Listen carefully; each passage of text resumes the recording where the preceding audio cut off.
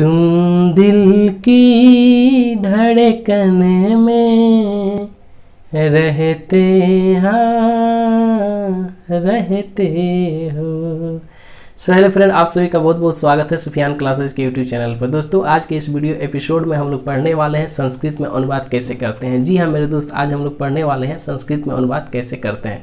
बहुत सारे मेरे प्यारे साथियों को संस्कृत में अनुवाद करने में काफ़ी ही कठिनाइयाँ होती है। संस्कृत में अनुवाद बनाते समय वो हेजिटेशन उसमें उत्पन्न होता है कि आखिर संस्कृत में अनुवाद हम लोग कैसे करते हैं। संस्कृत का नाम सुनते ही वो लोग डरने लगते हैं। तो नहीं मेरे दोस्त, अब घबराने की ज़रूरत नहीं है।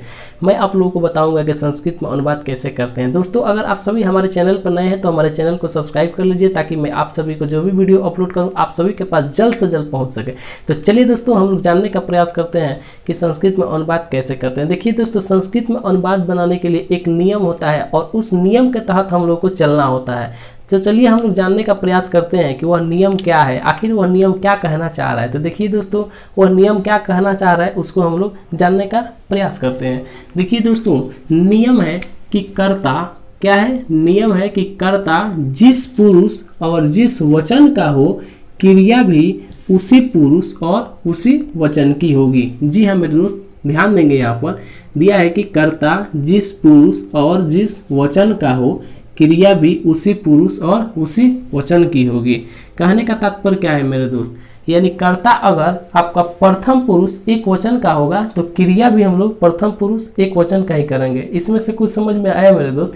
बिल्कुल नहीं आया होगा समझ में, और आप लोगों को लगा होगा कि वाह संस्कृत तो बहुत भारी है। नहीं मेरे दोस्त, संस्कृत बहुत भारी नहीं है। कोई भी सब्जेक्ट डिफिकल्ट नहीं होता है, बशर्ते उसको आप समझ में आ जाता है तो आपके लिए ईजी हो जाता है, और समझ में नहीं आता है तो आपके लिए क्या होता है, वो क्या भाष्ट साबित होता है। तो जी हाँ मेरे दोस्तों, उसको घबराने की जरूरत नहीं है। मैं आपको बताऊंगा कि कैसे संस्कृत में अनुवाद करते हैं, लेकिन आप लोग इस वीडियो को शुरू से अंत तक जरूर देखिए, तभी आपको समझ में आएगा बिल्कुल ही बेसिक लेवल से कि कैसे हम लोग संस्कृत में अनुवाद करेंगे। यानी हम लोग बिल्कुल ही जीरो लेवल से उठाएंगे, जैसे कि वह राम है, वह सीता आम खाती है, राम आम खाता है, ऐसे हम लोग ये करके अनुवाद बनाएंगे। तो चलिए हम लोग जानने का प्रयास करते हैं। जैसे कि हम लोग नियम हम लोग जाने, अब चलिए ये नियम क्या कह रहा है इसको हम लोग समझते हैं। देखिए दोस्तों, इसमें 2-3 बातों का जिक्र किया गया है। पहला यहाँ पर दिया है कर्ता, उसके बाद से यहाँ पर है पुरुष, वचन और एक है क्रिया। ये 4 बातें यहाँ पर जिक्र की गई है। दोस्तों, अगर हम लोग को ये 4 बातें बिल्कुल ही बेहतरीन ढंग से अगर समझ में आ गया तो हम लोग को किसी भी प्रकार से कठिनाइयाँ नहीं होगी इसमें बनाने के लिए। यानी किसमें बनाने के लिए मेरे दोस्त, संस्कृत में अनुवाद बनाने के लिए किसी भी प्रकार की कठिनाइयाँ नहीं होगी। क्या क्या जान लेंगे तो वचन जान लेंगे, पुरुष जान लेंगे, कर्ता जान लेंगे, और एक आपका क्या है, क्रिया जान लेंगे। ठीक है मेरे दोस्त, तो चलिए सबसे पहले हम जानने का प्रयास करते हैं कि कर्ता होता क्या है, आखिर कर्ता क्या है जिसकी बड़ी ही भूमिका ये अनुवाद बनाने में है। तो चलिए दोस्तों हम लोग जानने का प्रयास करते हैं कि कर्ता क्या है। देखिए दोस्तों, हम लोग कहते हैं कि जो किसी काम को करता है उसे ही हम लोग क्या कहते हैं, कर्ता कहते हैं।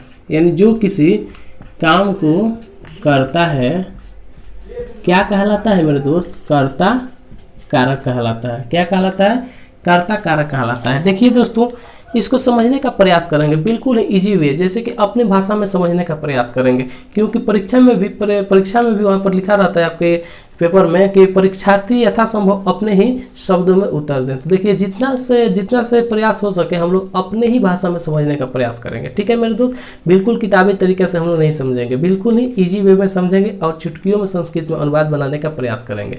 ठीक है, तो देखिए यहाँ पर क्या कह रहा है कि जो किसी काम को करता है उसे ही हम लोग क्या कहते हैं, कर्ता कारक कहते हैं। जैसे कि मैं आप लोगों के लिए एक उदाहरण लिखता हूँ। क्या लिखता हूँ, एक उदाहरण। जैसे कि मैं लिखा कि मैं प्रतिदिन, क्या हो गया, मैं प्रतिदिन विद्यालय जाता हूँ। मैं प्रतिदिन विद्यालय जाता हूँ। सीता रोटी पकाती है। क्या होगा मेरे दोस्त, सीता रोटी पकाती है। यहाँ पर 2 हम वाक्य लिखें। इस वाक्य के अकॉर्डिंग हम लोग समझने का प्रयास करेंगे कि इसमें कर्ता कौन है। ठीक है मेरे दोस्त, तो देखिए यहाँ पर वाक्य दिया गया है और यह कह रहा है कि कर्ता की डिफिनेशन कह रहा है, यानी कर्ता का परिभाषा कह रहा है कि जो किसी काम को करता है उसे ही हम लोग क्या कहते हैं, कर्ता कारक कहते हैं।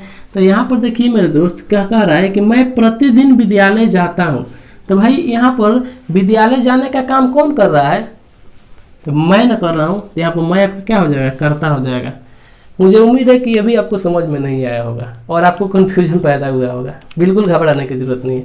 देखिए कर्ता की पहचान करने के लिए एक ट्रिक है, बहुत ही आसान तरीका से उसको मैं बताता हूँ। देखिए किसी भी वाक्य में क्या है, किसी भी वाक्य में क्या करेंगे, किसी भी वाक्य में हम लोग क्या करेंगे कि कौन लगाकर प्रश्न करेंगे। क्या करेंगे मेरे दोस्त, कौन लगाकर प्रश्न करेंगे, और जो आपका आंसर आएगा वही आपका क्या हो जाएगा, कर्ता हो जाएगा। यानी कहने का तात्पर्य क्या है कि यहाँ पर एक वाक्य दिया गया है कि मैं प्रतिदिन विद्यालय जाता हूँ। इस वाक्य से हम प्रश्न पूछेंगे कि कौन प्रतिदिन विद्यालय जाता है, यानी क्या पूछेंगे इस वाक्य से कि कौन प्रतिदिन विद्यालय जाता है।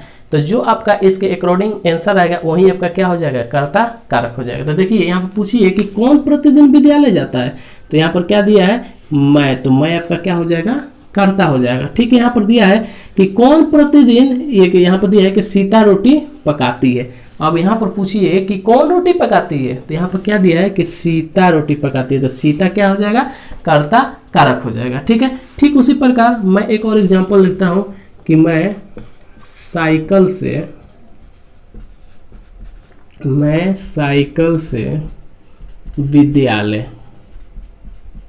विद्यालय जाता हूँ।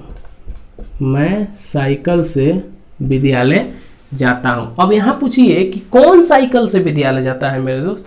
तो देखिए कौन साइकिल से विद्यालय जाता है, यानी कि मैं साइकिल से विद्यालय जाता हूँ। तो यहाँ पर हमारा क्या हो जाएगा, मैं क्या हो जाएगा, कर्ता कारक हो जाएगा। आशा करता हूँ दोस्तों आप सभी को ये वीडियो समझ में आया होगा, यह सीरीज आपको समझ में आया होगा।